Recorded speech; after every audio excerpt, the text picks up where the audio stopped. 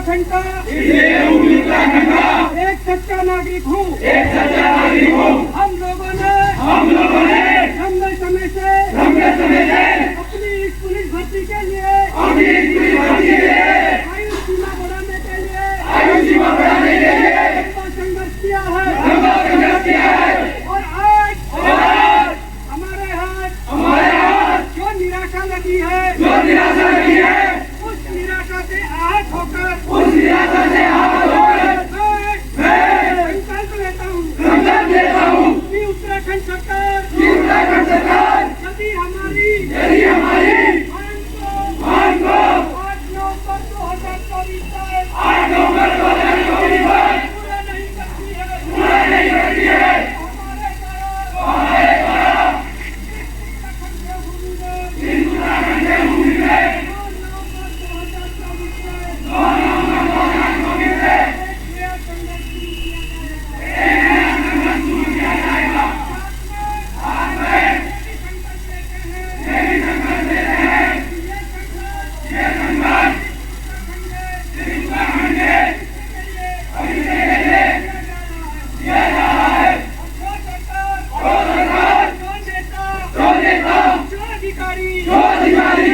हमारी इन मांगों को पूरा नहीं करेगा जो बीच में आड़े आएगा भविष्य में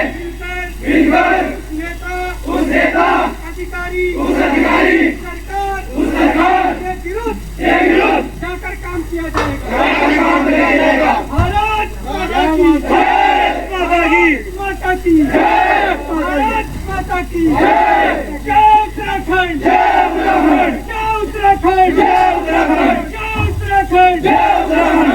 दो 2014 से और 2022 के बीच भर्ती नहीं आई थी, तो उन्होंने 3 साल लाने पे 3 साल बढ़ाई। तुम कम से कम 8 साल लाने पे उसका हाफ तो बढ़ा के दे दो हमें।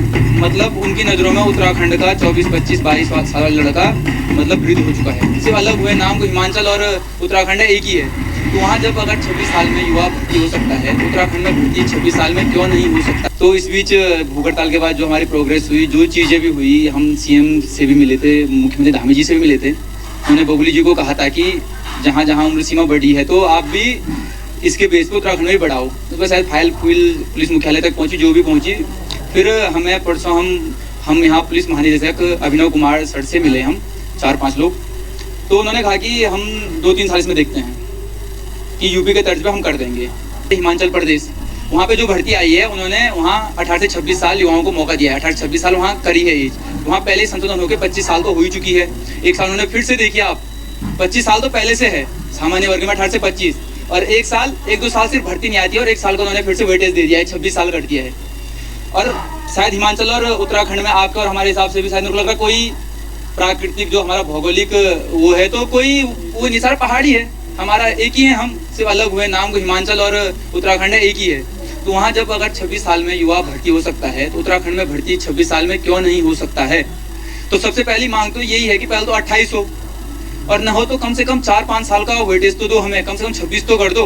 और 26 करने का मेरा सबसे बड़ा मोटिव एक चीज़ है, पिछली बार पुलिस भर्ती की वेटिंग हमारे 195-200 लड़के हमारे पिछली बार इन्होंने जो है कि पुलिस की वेटिंग नहीं निकाली थी।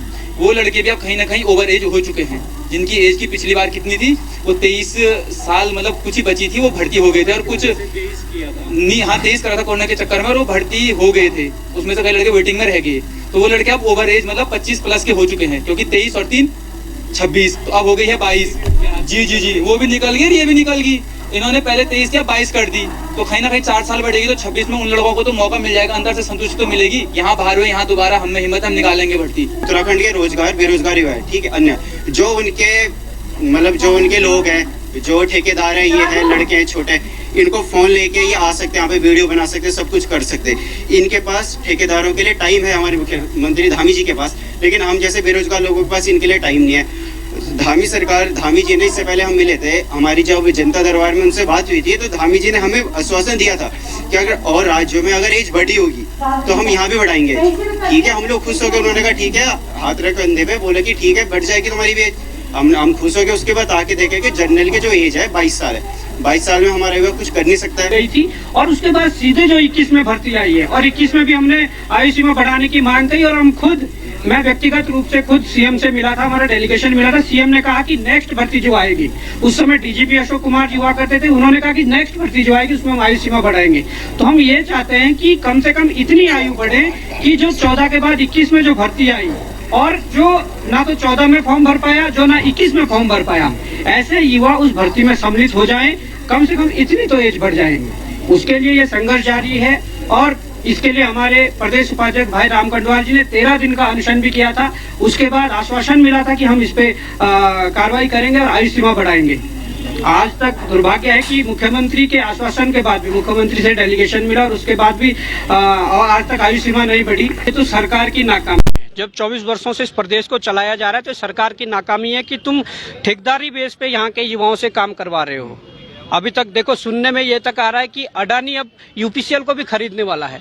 अरे यूपीसीएल हमारे प्रदेश का ऊर्जा विभाग और तमाम प्रदेशों के अंदर हजारों कर्मचारी उस यूपीसीएल में है।